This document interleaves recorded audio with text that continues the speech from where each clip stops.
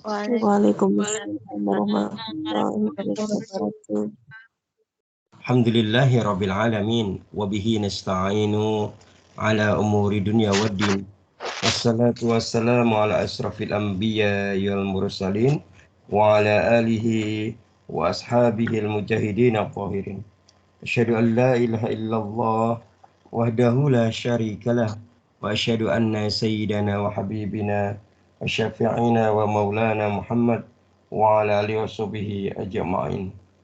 وقال الله تعالى في كتابه الكريم أعوذ بالله من الشيطان الرجيم لهم ما يشاءون فيها ولدينا مزيد وقال الله تعالى في كتابه الكريم أعوذ بالله من الشيطان الرجيم وآخرون اعترفوا بذنوبهم خلطوا عملا صالحا وآخر سيئا Sadaqallahul azim wa nahnu ala dzalika minasyahidin wasyakirin walhamdulillahi rabbil alamin. Hadirin yang dimuliakan Allah Subhanahu wa taala, para santri yang mulia, kita awali kajian kita di Sabtu yang berkah ini dengan bersama-sama baca basmalah. Bismillahirrahmanirrahim. Selanjutnya mari kita bersyukur sedalam-dalamnya kehadirat Allah Azza wa Jalla. Di pagi ini Allah masih memberikan kita banyak sekali keberkahan hidup. Allah masih memberikan kita banyak sekali kemuliaan dan kemudahan dalam menyempurnakan ketaatan kepada Allah Subhanahu wa taala. Semoga apa yang hari ini kita lakukan mendapatkan keridhaan, mendapatkan kecintaan, mendapatkan pengayoman dari Allah Subhanahu wa taala. Amin. Allahumma amin. Salam dan salam semoga Allah limpah curahkan kepada junjungan kita Nabiullah Nabi besar Muhammad sallallahu alaihi wa ala alihi wasallam dan juga kepada seluruh pengikutnya hingga akhir zaman nanti. Hadirin yang dimuliakan Allah Subhanahu wa taala. Alhamdulillah hari ini kita melanjutkan kajian kita. Kita sudah sampai kepada amalan-amalan yang apa? Amalan-amalan yang di api neraka, yang agar membebaskan kita dari api neraka. Sudah kita bahas pertama apa? Pertama masih ingat? Tetesan air mata karena takut kepada Allah. Yang kedua, zikrullah. Yang ketiga, tubuh ilallah. Nah, kita hari ini akan menyelesaikan tubuh ilallah, ya. Dan insya Allah pekan berikutnya kita akan bahas amalan yang keempat. Nah, amalan keempat apa? Masih ingat? Muraqabah wa inabah, ya. Muraqabah wa inabah. Itu nanti amalan yang keempat. Kita akan masuk ke ini, melanjutkan pembahasan terkait dengan tubuh ilallah, taubatan nasuha. Jadi gitu ya. Jadi kemarin kita sudah sampai kepada sebuah pembahasan dalam Al-Quran surah Al-Baqarah ayat 222. Surat Al-Baqarah ayat berapa? 222. Ya. Sebelumnya Ustaz mohon maaf ya. Mohon maaf yang tak terhinggari, ini telat Ustaz masuknya ya. Jadi barusan Ustaz ini nyampe rumah ya. Jadi, ya. Oke, baik. Kita awali kembali dengan surat Al-Baqarah ayat 222. Ya. Di situ Allah Ta'ala berfirman, A'udzubillahi minasyaitonirrajim. Innallaha yuhibbut tawwabina wa yuhibbul mutatahhirin. Sehingga Allah mencintai orang-orang yang bertaubat dan mencintai orang-orang yang mutatahhirin. Apa mutatahhirin? Orang yang taharah, orang yang bersuci gitu ya. Nah, sampai kemudian Rasulullah pernah ditanya, ya Rasulullah, apa tanda dari kesungguhan taubat? Nah, kemarin sudah kita bahas, ya. Sungguhnya kesungguhan taubat itu gimana? Ketika benar-benar dia menyesali perbuatan dosanya, kemudian berjanji untuk tidak mengulangi lagi. Bahkan sampai ketika Nabi Adam alaihissalam diturunkan ke bumi, ya, karena dia berbuat dosa, satu dosa, dan dosanya itu karena apa? Kezalimannya, karena dia menganiaya diri sendiri. Akhirnya diturunkan ke bumi. Beda dengan iblis. Kalau iblis itu melakukan dosa, tapi karena apa? Karena sombong. Ya, karena kita ditanya, diperintahkan Allah suruh bersujud kepada Adam, dia tidak mau. Kemudian ditanya kenapa nggak mau? Jawabannya apa? Ana khairum minhu. Saya lebih baik daripada dia. Gitu. Itu sombong. Maka Allah itu mengampuni dosa hambanya yang berdosa karena zalim. Maksudnya menzalimi diri sendiri, bukan menzalimi orang lain ya. Karena dia menzalimi diri sendiri. Ya, tapi Allah itu marah kepada orang yang berdosa karena kesombongannya. Ya, jadi gitu ya. Maka kita masih akan belajar dari Nabi Adam alaihissalam ya. Nah, kita belajar tentang itu ya. Gitu ya. Gitu ya. Bahkan berapa lama kira-kira Nabi Adam itu bertaubat kepada Allah dengan kalimat Rabbana zalamna anfusana wa illam taghfir lana wa tarhamna lanakunanna minal khasirin. Dalam riwayat ada yang menyatakan 40 tahun, ada yang 400 tahun. Kemudian baru diampuni oleh Allah Subhanahu wa taala. Ya. Gitu ya. Ini menunjukkan bahwa ketika seorang hamba itu datang menghadap Allah ya, dengan memohon ampunan kepada Allah gitu ya. Allah itu sebenarnya sangat sayang kepadanya gitu ya. Kalau dalam bahasa Al-Qur'an tadi apa? Innallaha yuhibbut tawwabina wa yuhibbul mutatahhir. Jadi kayak gitu ya. Maka Allah Ta'ala pernah mewahyukan kepada Nabi Daud alaihissalam, ya Daud gitu ya, wahai Daud gitu ya.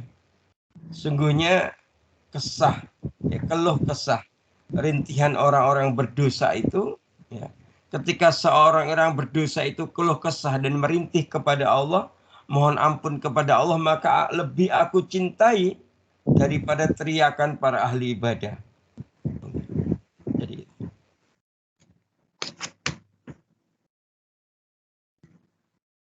Jadi rintihan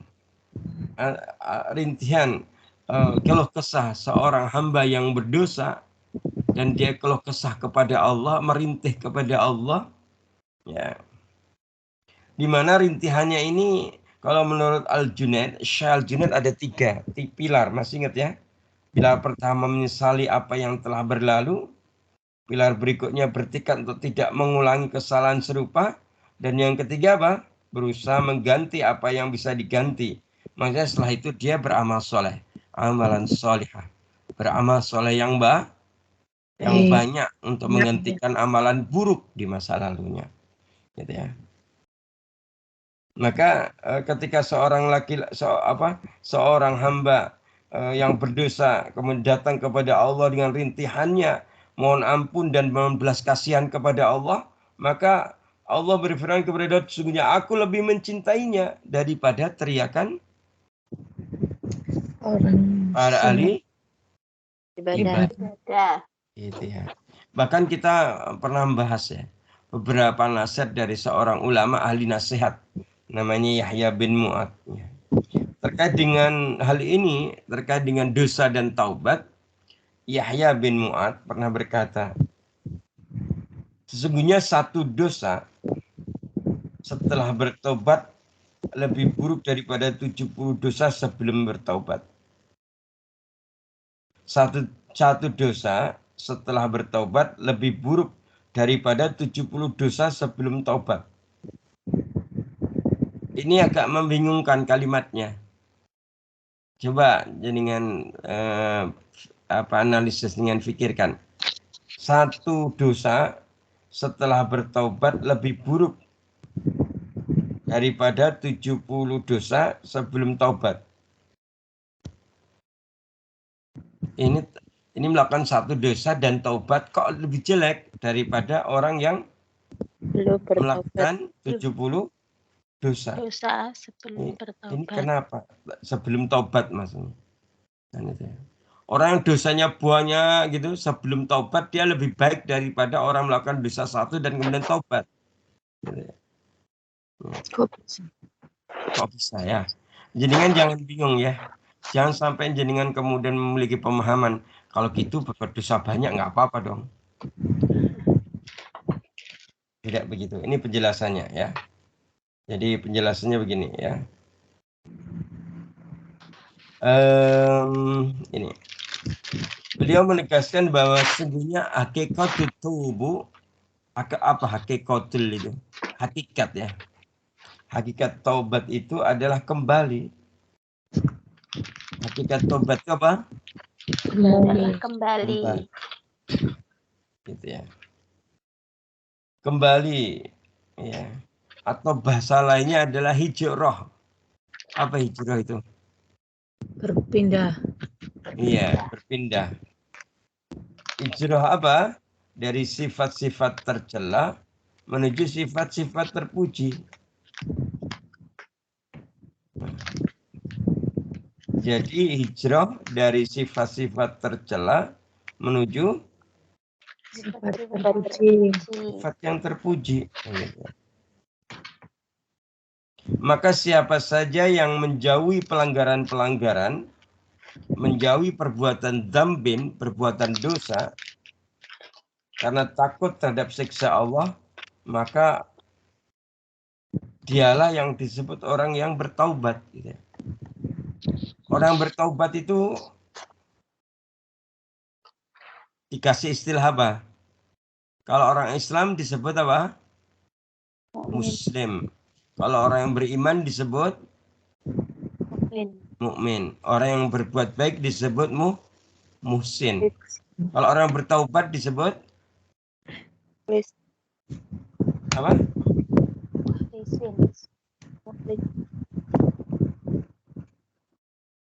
Disebut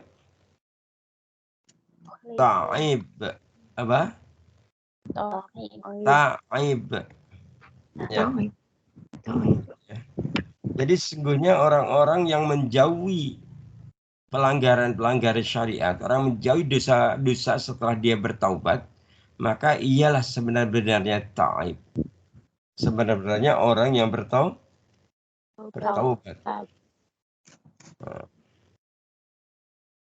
Coba perhatikan kalimat sebelumnya dari Yahya bin Mu'ad. Berdosa satu, kemudian bertaubat.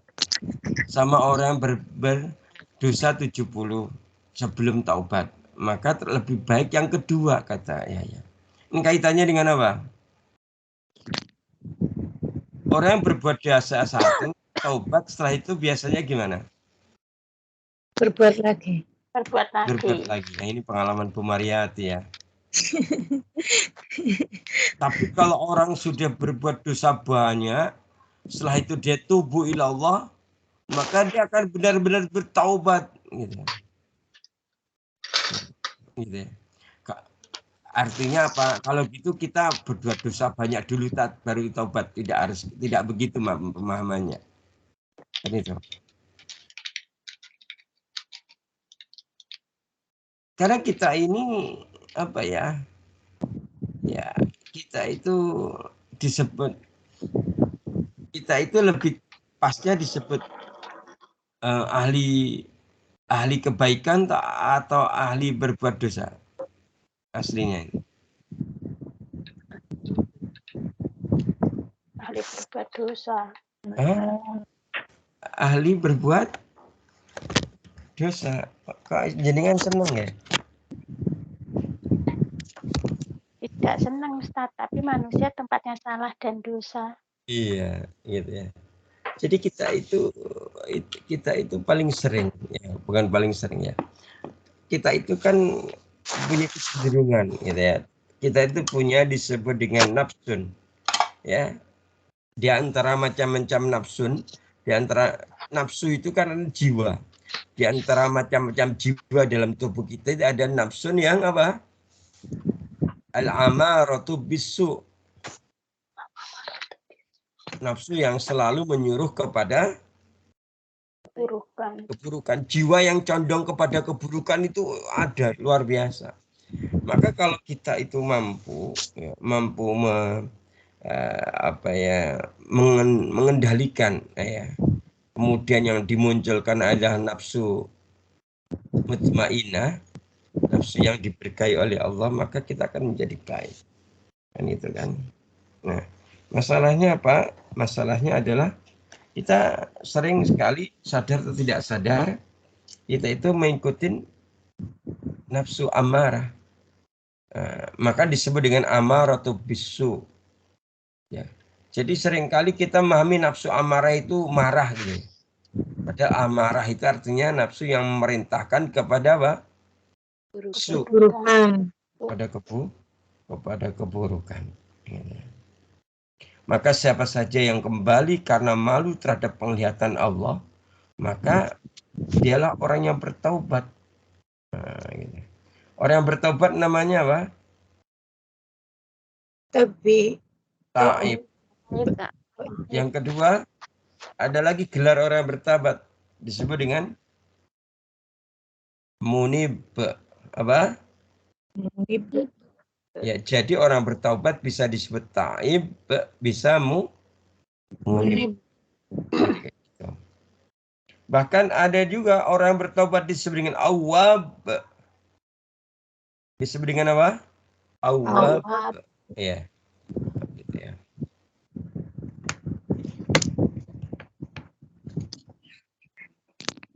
Hadirin para santri yang dimuliakan Allah, maka Rasulullah SAW bersabda, sebaik-baik hamba adalah Suhaib. Ya. Suhaib itu seorang sahabat. Rasulullah menyebutkan sahabat namanya Suhaib. Rasulullah menegaskan sebaik-baik hamba adalah Suhaib. Bagaimana keadaan Suhaib itu? Rasulullah menceritakan jika dia takut kepada Allah sehingga dia tidak bermaksiat kepadanya. Dia itu takut kepada Allah sehingga apa? Dia tidak bermaksiat kepadanya. Maksudnya itu dia itu meninggalkan maksiat karena apa? Karena takut kepada Allah. Iya. Sambil mengagungkan, membesarkan keagungan Allah Subhanahu wa taala. Ya. Nah, yang menjadi pertanyaan, ya, kenapa ya orang itu berdosa kemudian bertaubat? Setelah itu masih punya keinginan dan kecenderungan berbuat dosa lagi. Kira-kira kenapa? Karena tidak bisa menahan al-amaratu bisu. Oh, karena tidak bisa menahan amaratu bisu. Yang lainnya?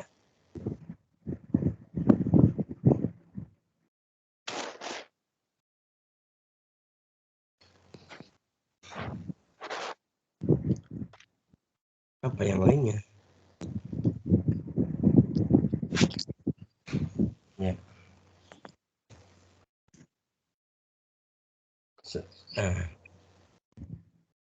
Kira-kira apa yang mendorong seorang hamba itu untuk bertaubat? Karena berbuat dosa. Bon?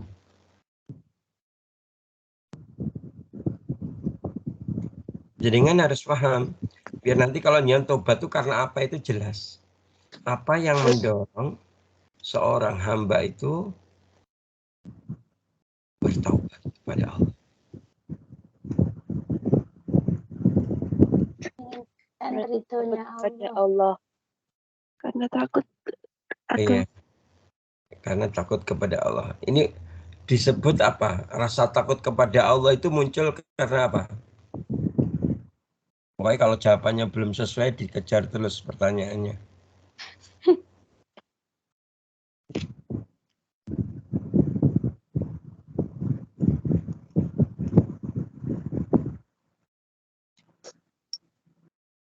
Halo, mana suaranya? Ustaz. Nanti Iya. aku Kenapa? Kenapa orang itu ada merasa takut? Orang itu merasa tidak kuat terkait dengan siksa Allah. Kenapa itu? Disebut apa itu? Kesadar? Kesadaran Ya, oh pinter ya sekali. sadar diri. Iya. dulu ya. Jadi kalau lanjutin an gitu pinter jenengan. Kesadaran. Ya. Jadi dalam sebuah kitab judulnya Thaharatul Qulub, ya. Ya. Apa kitabnya namanya? Taharatul qulub. Ya, Syekh Abdul Aziz Ad-Diri ini ya. Seorang ahli makrifat, seorang wali. Ya, ini ya, berarti 700 tahun yang lalu beliau menulis ini, kitab ini. Ternyata awal tubuh, ya, awal dari taubat adalah kesadaran. Kesadaran yang Allah tanamkan dalam hatinya. Ya, jadi yang menanamkan kesadaran untuk bertobat itu siapa? Allah Subhanahu wa Allah. taala. Iya, Allah. Coba, jadi kalau kita itu tanpa apa namanya, tanpa Allah itu menghinggapkan kesadaran hati kita, kita tuh nggak tobat-tobat. Kita akan selalu tergelincir dalam keburukan. Kita selalu melakukan pelanggaran-pelanggaran. Tapi kemudian Allah memberikan anugerah berupa apa? Allah menanamkan kesadaran dalam hati seorang hamba. Ya, kesadaran untuk apa? Untuk bertaubat. Untuk obat atau kesadaran untuk Kembali kepada Allah. kembali, kan itu ya. Kan itu ya. Gitu ya. Ketika dia kembali, gitu ya, dia itu sambil punya pemahaman bahwa sesungguhnya, gitu ya, Allah Ta'ala itu benar-benar menyayangi kita, melimpah ruahkan karunia-Nya kepada kita, melimpah ruahkan nikmat-Nya kepada kita. Hingga dia punya kesadaran bahwa zambin, ya, zambin itu dosa. Dosa itu racun yang mematikan. Jadi dosa itu adalah Racun yang mematikan. Ini nasihat dari Syekh. Siapa tadi masih ingat? Abdul Aziz Ad-Diri nih. Bahwa dosa itu adalah racun yang mematikan. Kenapa? Karena dosa itu merupakan racun yang akan membangkitkan kebencian dan menyebabkan hilangnya apa? Hilangnya rasa cinta kepada Allah. Kemudian dengan itu akhirnya munculnya apa ya? Munculnya rasa cinta kepada Dunia. pada dunia. Jadi seperti itu. Ya. Maka kesadaran ini akan bentuk hati kita berupa apa? Penyesalan. Penyesalan atas perbuatan dosa-dosanya. Kemudian apa? Setelah dia menyesal, kemudian dia akan berusaha memperhatikan hak-hak Allah. Tidak melanggar batasan-batasan Allah. Bahkan penyesalan itu akan membuahkan sebuah perbuatan. Yaitu apa? Taubat. Wasairu ilal khair. Iya, jadi bersegera melakukan kebaikan. Jadi kalau orang itu menyesal atas dosanya, maka bersegera dia melakukan kebaikan. Setelah itu apa? Kemudian dia akan segera melaksanakan yang wajib, yang fardu. Kemudian dia akan menghindarkan dirinya dari kezaliman. Setelah itu bertekad untuk memperbaiki perbuatan di hari-hari berikutnya atau di masa depan. Hal inilah jika terkumpul dalam diri seseorang, maka disebut dengan taubat.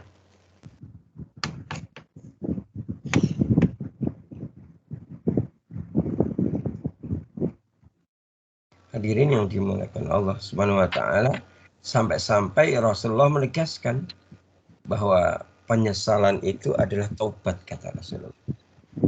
Ya, ini sabdanya ya. Penyesalan itu adalah apa? Taubat. Taubat. Penyesalan itu adalah taubat.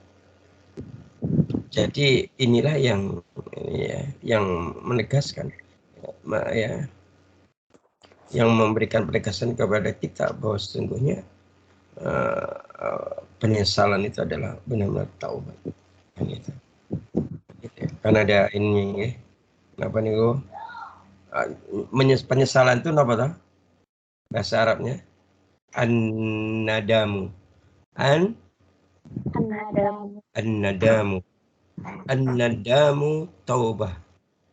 Itu sabdanya Rasulullah Sallallahu Alaihi Wasallam. Bahwa ternyata penyesalan itu adalah taubat.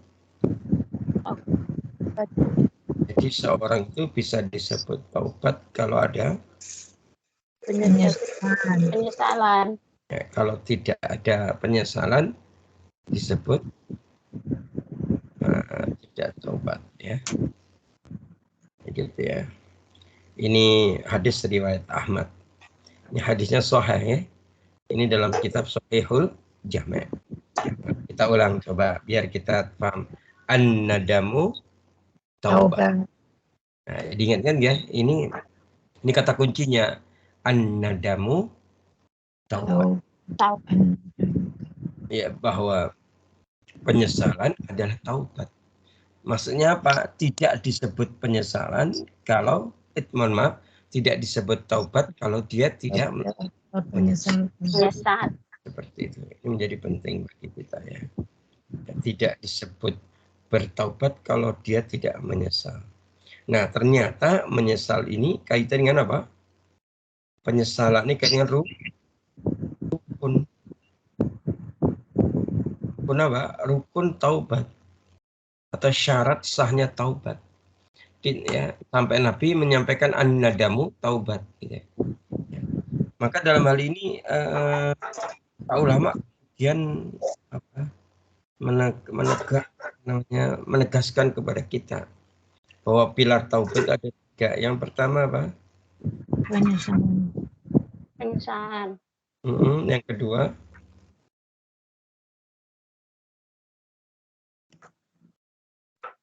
penyesalan ya. Penyesalan yang kedua apa? Berjanji tidak mengulangi perbuatan. Iya, betul. Pertama menyesali, yang kedua berjanji untuk tidak mengulangi atau meninggalkan dosa. Ya.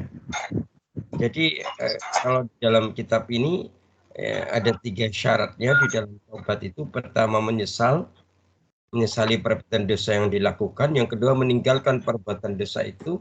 Yang ketiga bertekad untuk tidak kembali melakukan dosa tersebut. Gitu ya. Kenapa? Karena sudah jelas bahwa Allah itu kan wallahu ta'ala alam. Allah itu maha mengetahui, gitu ya, maha mengetahui tentang apa yang kita lakukan. Gitu ya.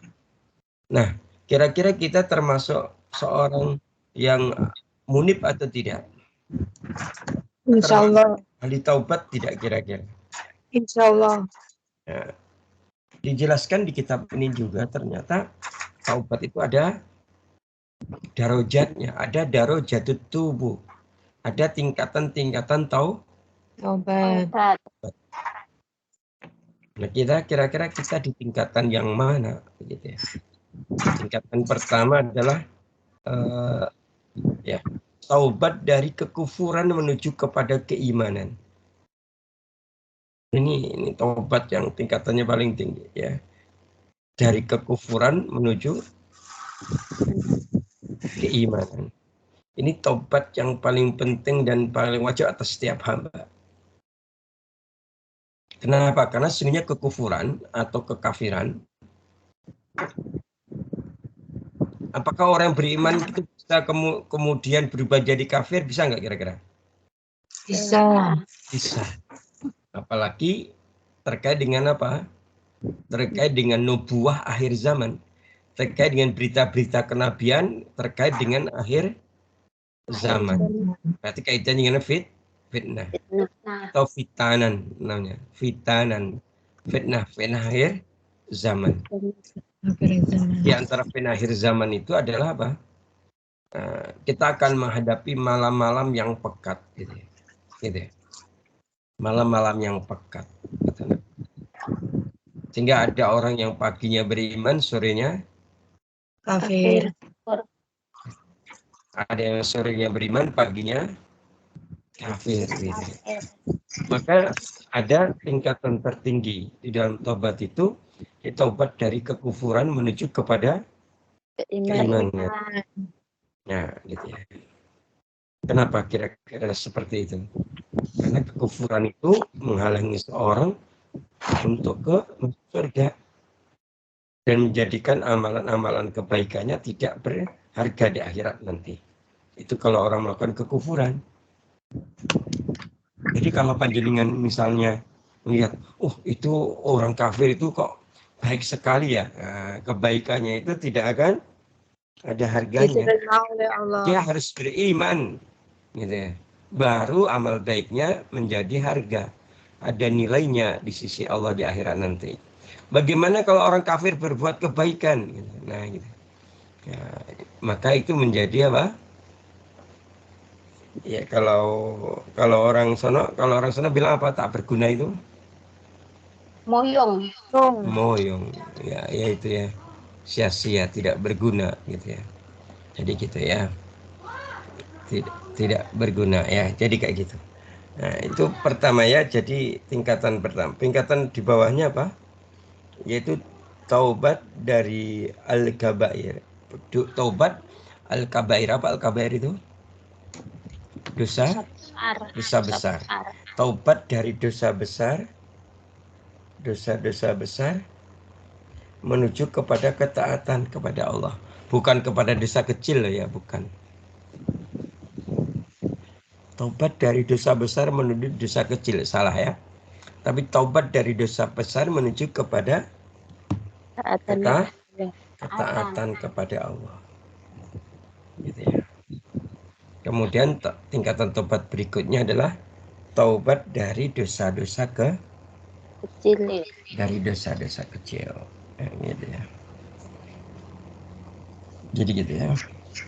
Jadi dengan demikian para ulama menyimpulkan bahwa taubat itu adalah penyesalan atas apa yang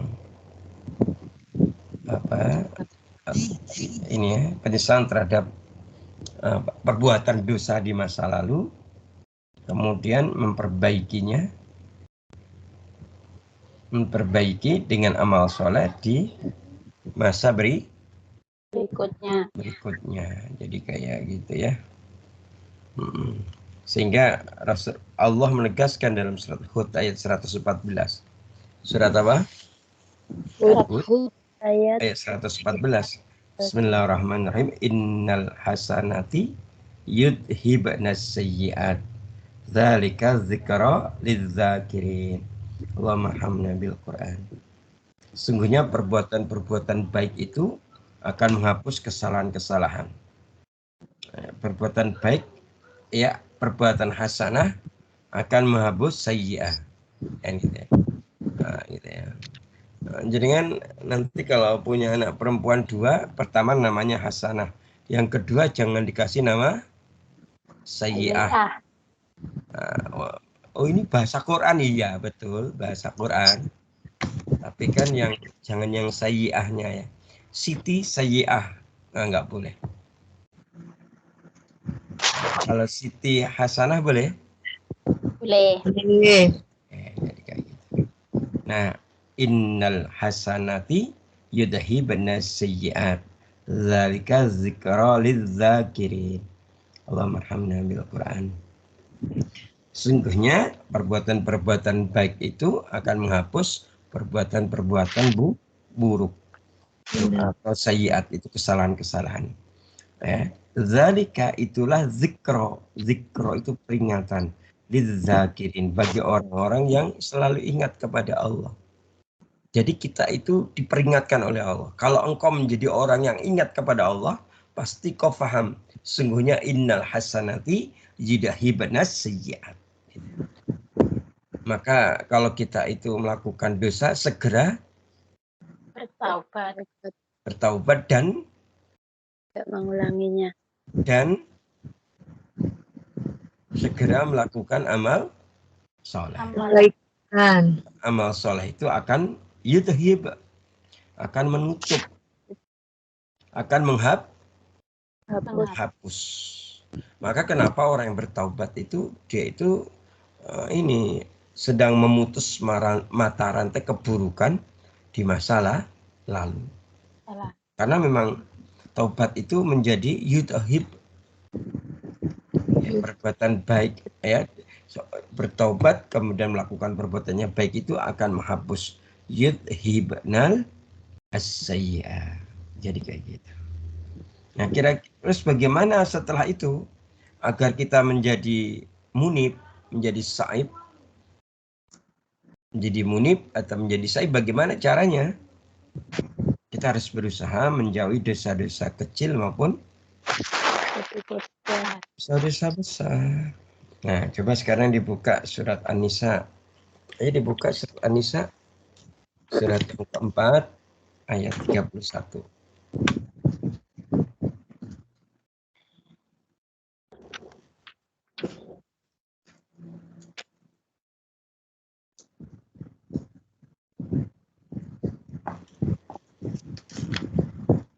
Ambon, salah satu membacanya.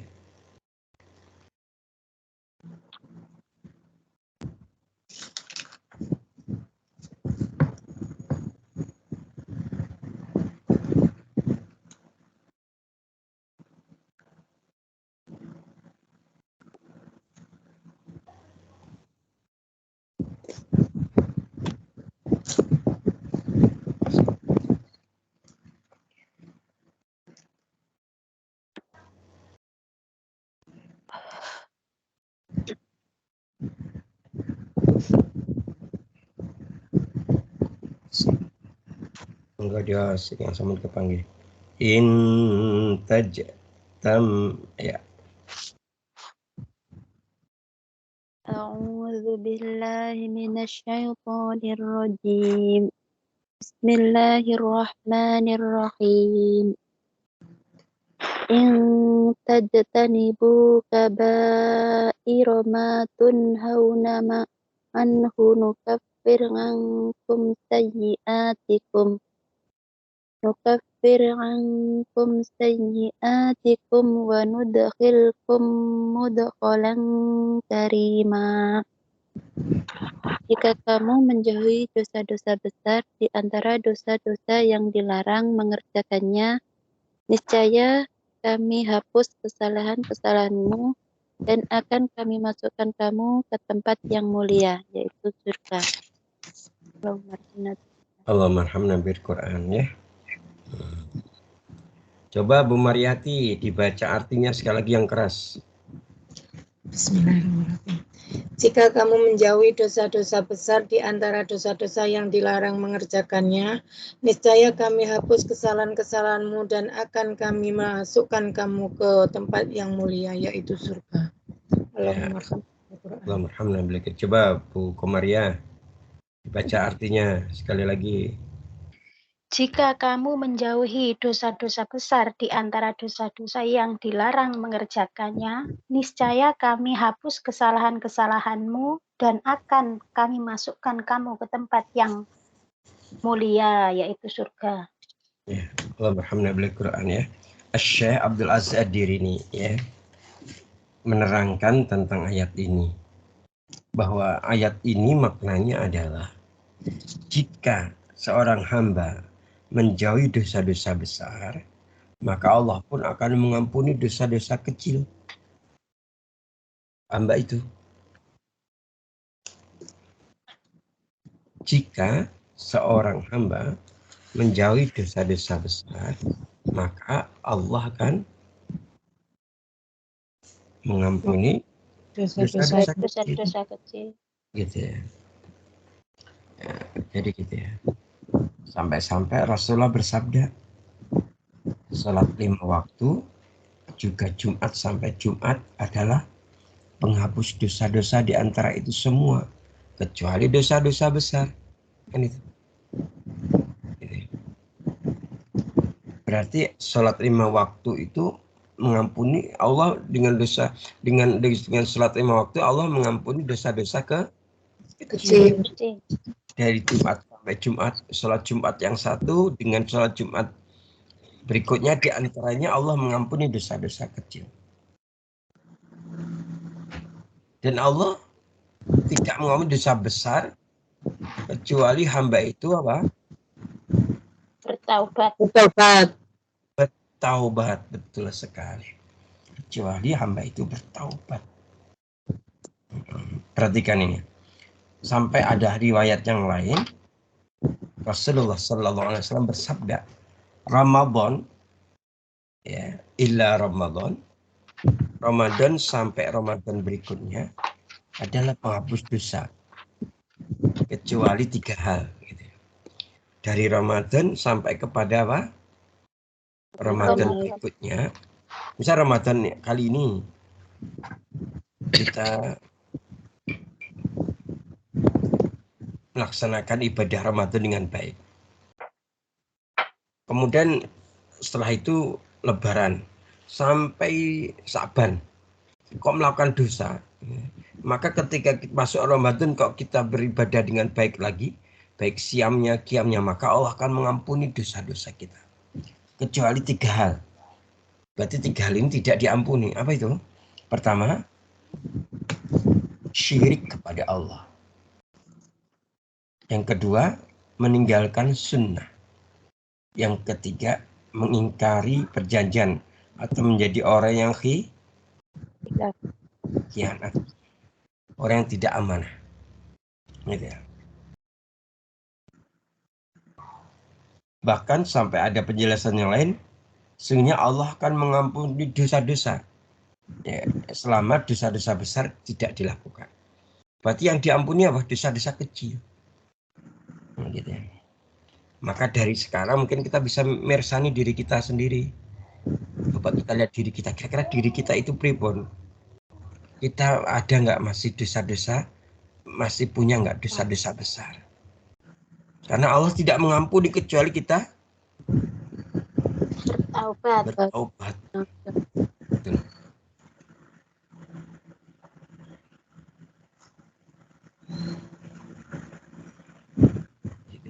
Mohon maaf, panjenengan sudah paham betul macam-macam apa namanya dosa besar? Belum. Nah, insya Allah nanti Ustadz akan share di grup ya, kitab judulnya Al-Kabair dalam bentuk PDF, sudah terjemahan. Nyan maos nggih? Di dalam kitab itu terdiri dari macam-macam dosa besar. Judulnya Al-Kabair. Nanti Ustadz share yang sudah terjemahan ya. Nanti jenengan paus nih, biar jenengan lebih jelas gitu ya.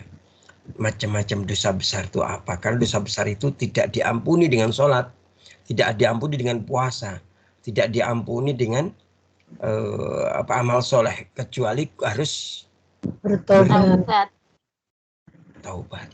Ya yang mana gitu ya? Dosa besar itu apa saja, yang mana? Nanti kita bisa mersani diri kita masing-masing. Kita melakukan tidak itu. Kalau melakukan segera bertaubat. Karena dosa besar itu tidak diampuni kecuali kita sudah bertaubat. Kalau dosa kecil, dengan apa? Sholat. Dengan tilawah, dengan zikir itu diampuni. Tapi kalau dosa besar tidak diampuni kecuali kita harus bertaubat kepada Allah Subhanahu wa ta'ala. Nah, coba sekarang di antara dosa besar. Ini ya. Nanti lengkapnya di kitab itu ya. Nanti yang wawas ya. Iya, Ustaz. Nah, Mbak Erna nanti kalau Ustaz sampai misalnya siang nih belum kirim. Ya. Jadi sampai nanti siang kok belum ini. Share. Ingatkan. Share. Oke, Ustaz. Ya nanti Ustaz diingatkan ya. Ustaz. Ustaz. Ya.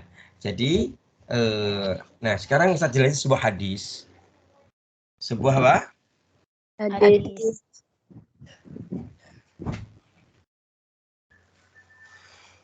Sebuah hadis yang di situ Rasulullah menyebutkan contoh dosa besar.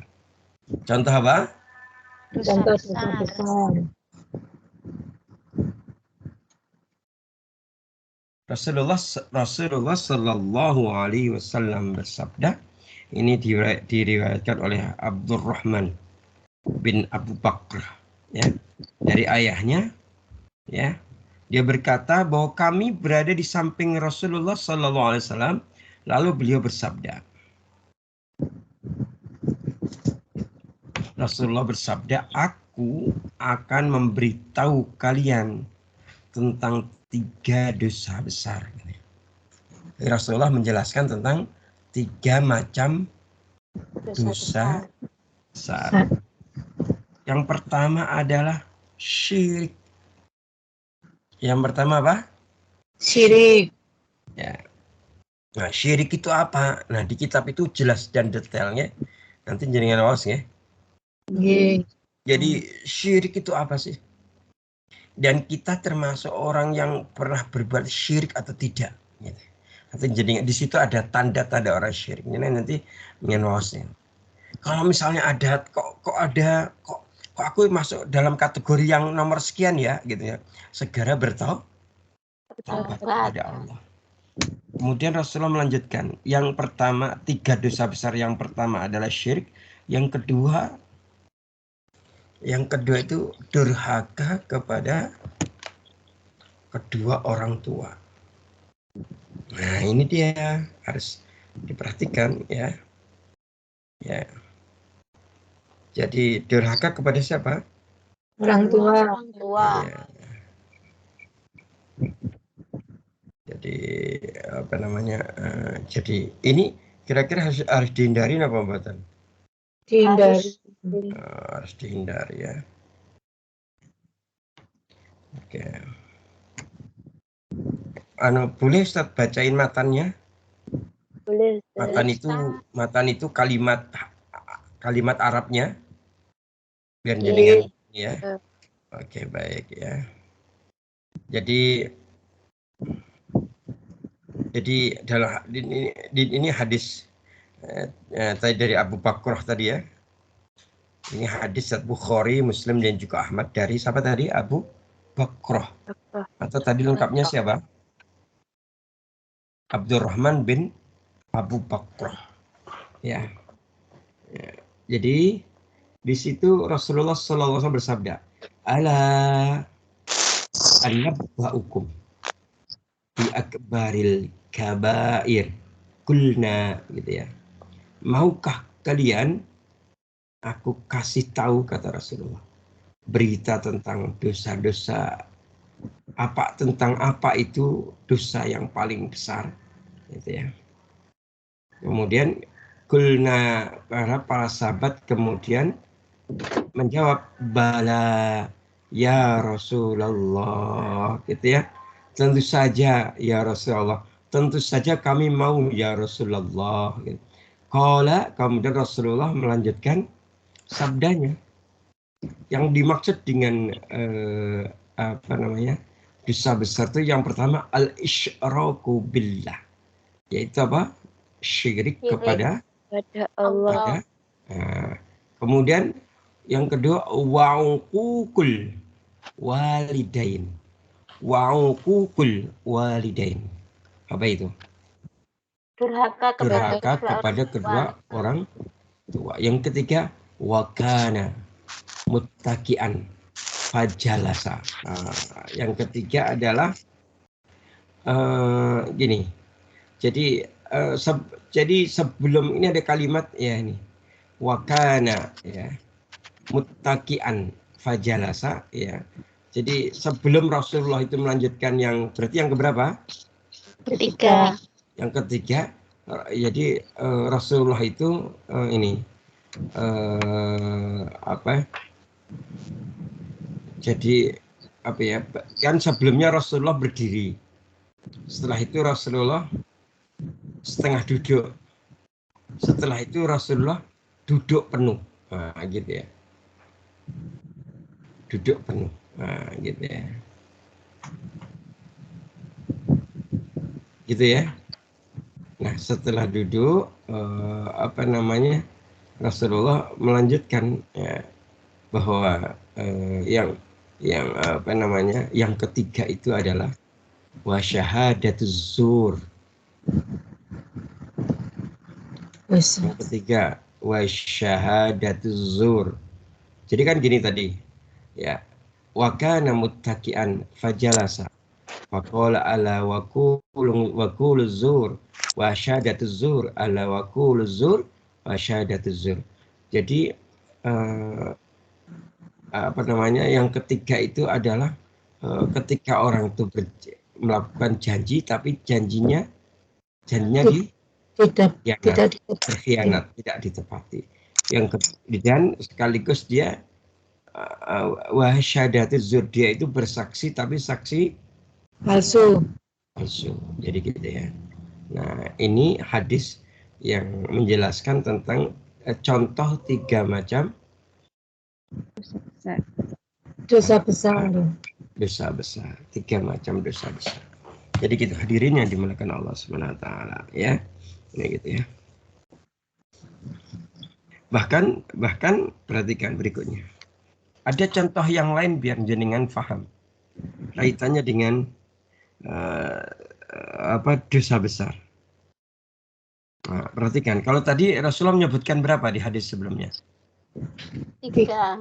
Nah, berikutnya ini hadis dari riwayat dari Abu Hurairah ya. Bahwa Rasulullah sallallahu alaihi wasallam bersabda, jauhilah 7 dosa yang membinasakan. Berikutnya Rasulullah menjelaskan 7 macam dosa yang masuk kategori al-kabair, dosa besar. Apa itu yang dimaksud dengan dosa besar? Dari 7 ini ya, Rasulullah bersabda, jauhilah 7 dosa yang membinasakan. Kemudian ada yang bertanya, jadi apakah itu? Gitu ya. Ya Rasulullah, apakah 7 dosa yang membinasakan itu? Kemudian Rasulullah menjawab, sungguhnya 7 dosa yang membahayakan atau membinasakan itu adalah pertama, menyekutukan Allah atau syirik. Yang kedua, sihir. Orang yang melakukan sihir atau orang yang bersekutu dalam perbuatan sihir. Orang yang datang ke dukun masuk sihir, betul? Sihir. Masuk. Betul parang. Ya. Kalau pengen datang ke ulama. Nah, itu ya. Datang kemana tadi, Bu Komaria? Perkataanmu Ustadz Takih nanti. Iya, banyak nanti kalau dia pulang ke Indo harus ke Solo. Insya Allah Ustadz. Palembang Solo kan dekat. Ustadz. Kan jauhan Palembang Hongkong toh. Oke, jadi yang ke berapa itu? 3. Yang kedua sihir, yang ketiga membunuh jiwa yang dihormati Allah. Jadi jiwa yang dihormati Allah itu apa? Muslim. Orang yang Islam itu jiwanya berharga di hadapan Allah. Kalau dia dibunuh tanpa hak, ya maksudnya itu dia itu nggak melakukan kesalahan, tidak melakukan kezaliman, tidak melakukan perbuatan pelanggaran, kok tiba-tiba dibunuh. Wah, itu berarti dia masuk kategori apa? Yang keempat, mengambil harta anak yatim. Mengambil Mengambil harta anak yatim. Ya, yatim. kemudian memakan riba. Nah, ini dia. Ini memakan riba ini yang ini ya. Banyak. Yang ini ya. Jadi nanti mungkin mudah-mudahan suatu saat nanti kita bisa bahas tentang hal ini ya. Ini penting soalnya. Gitu ya. Ya, kenapa kemudian kalau di tempat Ustadz itu ya kita pilih ya tetap yang kalau misalnya itu untuk aset nyimpannya di bank syariah. Syariah. Nah, kalau bank konvensional untuk apa? Ya untuk hanya transaksi kan itu. Jadi tidak nyimpan di situ. Maksud transaksi itu ya ketika ada klien, ada customer, ada kolega gitu ya. Kan tidak semua Bayaran. kolega punya bank syariah ya. Kan itu. Oke. Dan begitu seterusnya. Kemudian apa? Yang berikutnya berpaling dari hari peperangan. Berpaling pada hari peperangan. Kemudian memfitnah mukminah yang terjaga, yang ya jadi memfitnah mukminah yang terjaga namun lengah. Jadi ya, maksudnya adalah jadi wanita muslimah yang dia menjaga kehormatannya, tapi dia itu posisinya lemah sehingga mudah fitnah. Gitu ya. Itu Seperti masuk kategori dosa besar. Jadi gitu ya. Mohon diulangi Ustadz yang ketujuh kalimatnya memfitnah. Memfitnah mukminah yang terjaga namun lengah. Nah, maka kita harus kalau jenengan jadi mukminah kudu hati-hati biar nggak lengah. Lengah itu gini Mas, lengah ini adalah yang namanya orang mukmin atau mukminah itu kan dibenci sama setan ya.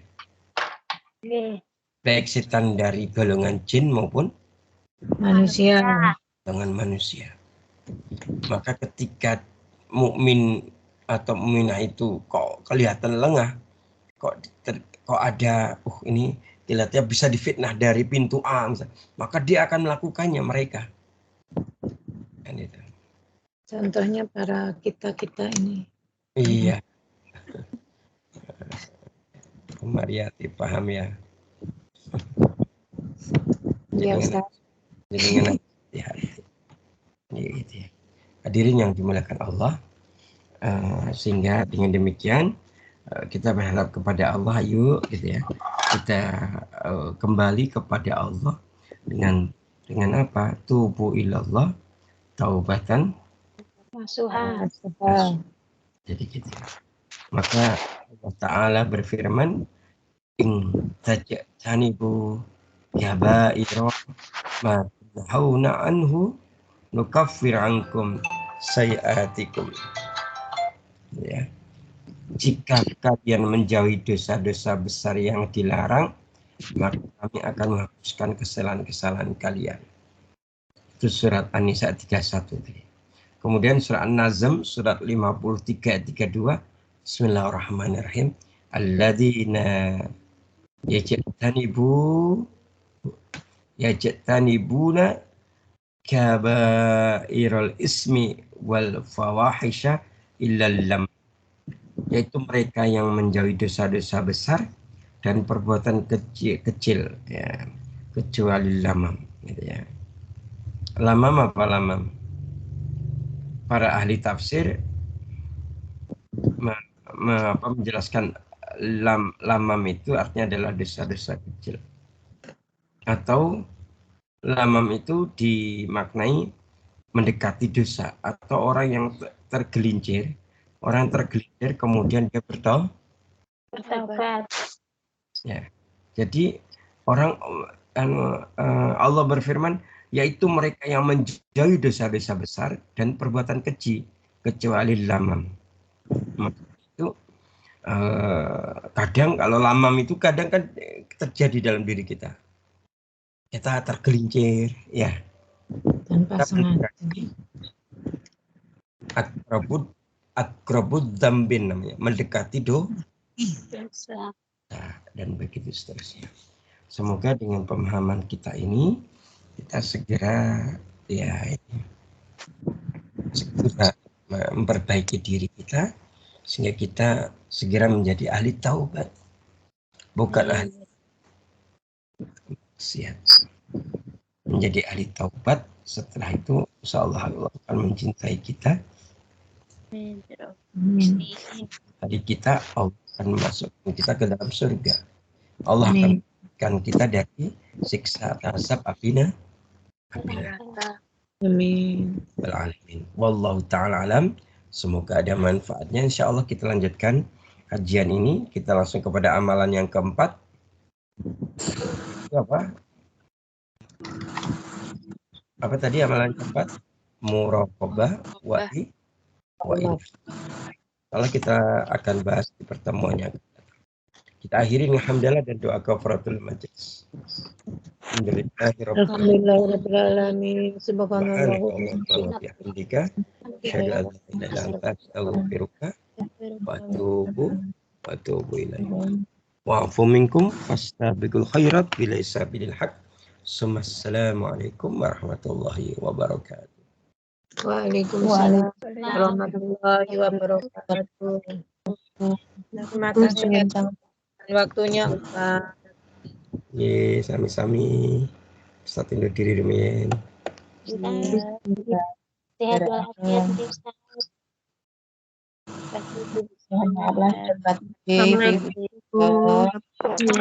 Ibu Marfuah. Terima kasih Mbak Erna. Sami-sami, saya tutup ya. Mbak Erna.